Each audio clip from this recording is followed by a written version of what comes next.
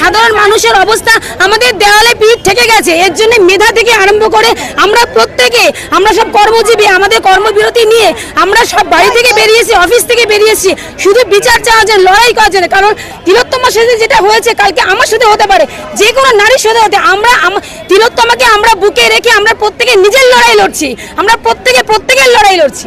একদম সবাইকে পথে নামতে হবে এবং লড়াই করতে হবে। দুর্নীতির এগেইনস্টে লড়াই, শিক্ষা, স্বাস্থ্য, সমস্ত ডিপার্টমেন্ট দুর্নীতিতে ভরে গেছে। দুর্নীতিহীন কোনো ডিপার্টমেন্ট বাকি নেই আর। সমস্ত জায়গায়